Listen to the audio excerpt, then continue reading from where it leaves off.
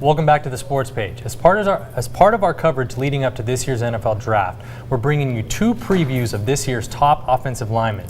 Today, Kevin Acee will talk offensive tackles, particularly those who could still be available when the Chargers pick at number 11. That's right, and Thursday, Kevin will have a preview of the top guards and centers. Here's Kevin's analysis on this year's top offensive tackles. Today we're talking offensive tackles, and we start there because the first overall pick could be a tackle, and because the Chargers' biggest need is a tackle. I want to start with Oklahoma's Lane Johnson. I just do. While Texas A&M's Luke Joeckel and Central Michigan's Eric Fisher figure to go before him, Johnson is a fantastic story. He has so far enjoyed a meteoric rise in his draft stock, and he could be the guy there for the Chargers at number 11. Of course, there is a long way to go before the draft at the end of April, and Johnson certainly has already risen quite a bit. He had a fantastic Senior Bowl week and game in January and then lit up the combine in February. Johnson ran a 4.72 40-yard dash in Indianapolis, third fastest ever by an offensive tackle. And he also did 28 reps in the bench press and dropped a 34-inch vertical jump. That has some thinking he could actually be gone before the Chargers pick. But there is still a lot of gut checking and research for NFL teams to do on this relative newbie. You got to know, Johnson was a high school quarterback. He played defensive end at his junior college, and he went to Oklahoma as a tight end. He was switched to right tackle in 2011. That means his only season at left tackle was 2012. He spoke at the combine about his blocking technique improving and his comfort at left tackle. I feel right at home now. I mean, I've kind of grown into my body. Kind of got the mental aspect of, I'm going to be like this for, next 10 or 12 years. So, I mean, fits perfect now. It's greatly improved. That's something I really focused on my senior year. Junior year, I was kind of thrown in the fire a little bit, kind of, during the headlights kind of deal. So going into my senior year, I knew I had the ability. So my main goal was kind of put all the pieces together with my footwork and, my hands. So that's what I tried to do. So do you draft a guy at number 11 who still has so much to learn? We'll see. We know more about the two guys who are more seasoned than Johnson, Joeckel and Fisher, and they figure to be gone in the top 10, if not the top 7, or perhaps the top 4.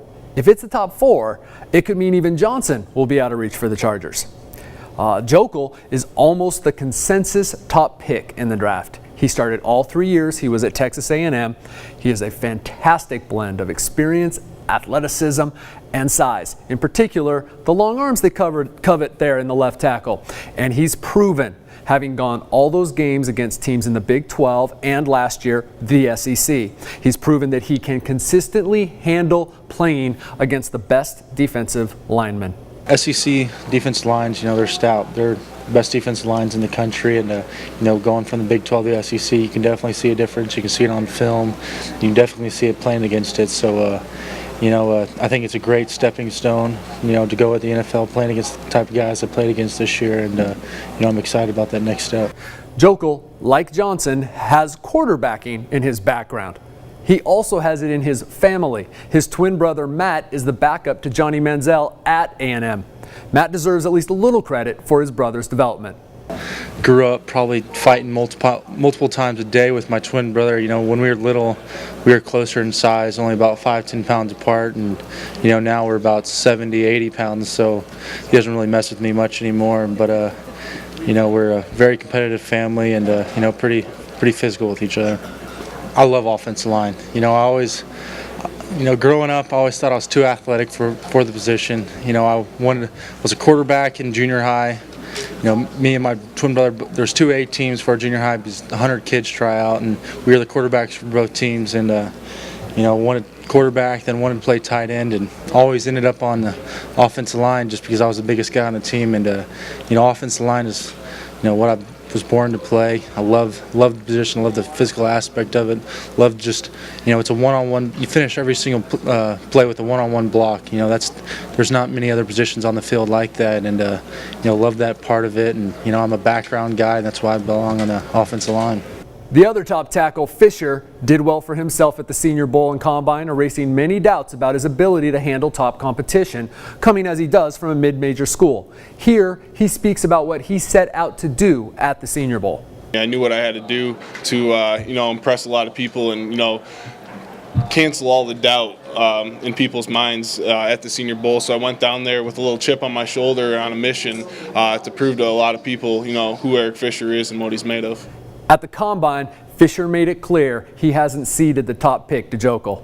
My goal here is to prove to everybody that I am the #1 tackle in the nation. That's been my goal for a long time. I knew I had to put in a lot of hard work to get there, but I think that's my ultimate goal after this is all said and done. I definitely don't think I've played my best football. I think I still have a lot to grow into my body. It's really come a long way in the last year, and physically, I feel a lot better.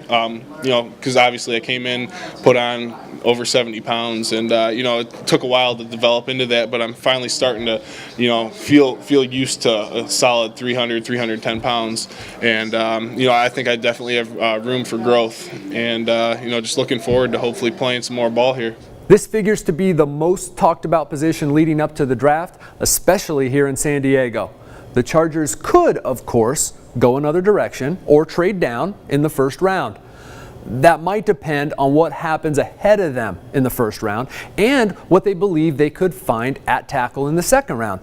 After Alabama's DJ Fluker likely goes late in the first, there are at least 3 solid tackles available in the second round. All 3 of those guys, of course, have risks built in, which is why they are not seen as first rounders. It's tremendous upside for these guys too. We'll keep checking back. For now, thank you for joining us in our first look at this year's offensive tackle class. On Thursday, we'll look at the interior offensive lineman.